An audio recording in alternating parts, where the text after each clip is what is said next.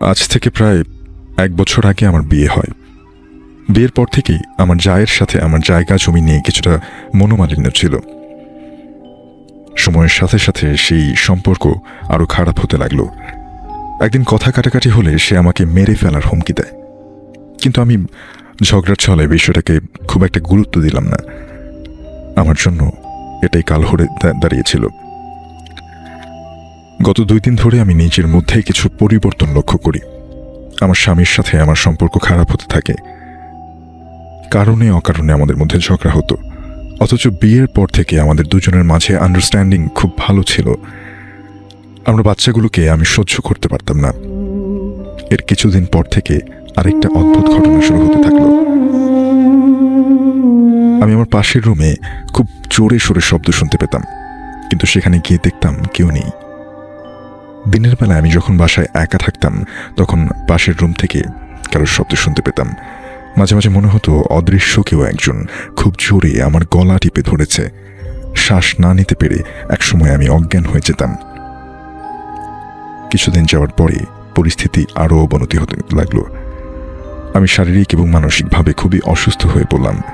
বেশ কয়েকজন ডাক্তার দেখলাম, কিন্তু কোনো লাভ হয়নি। আমার অবস্থা আশঙ্কাজনক দেখে আমার মা আমাকে একজন বড় হুজুরের কাছে নিয়ে গেলেন। সবকিছু শুনে হুজুর বললেন আমাকে নাকি খুব ভয়ঙ্করভাবে কালো জাদু করা হয়েছে।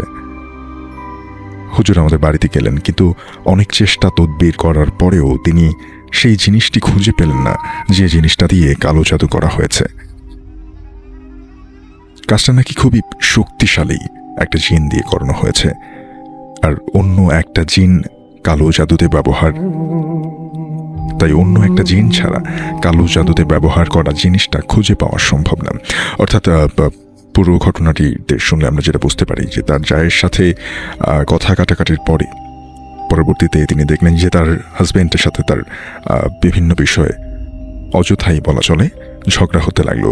তিনি নিজের বাচ্চাদেরকে, একজন মা যখন তার বাচ্চাদেরকে সহ্য করতে পারে না, বিষয়টা সত্যি শুধু ভয়ঙ্কর না, বিভৎস। এরপর থেকে আরও কিছু অদ্ভুত এবং অলৌকিক ঘটনা যার আশপাশে ঘটতে থাকে।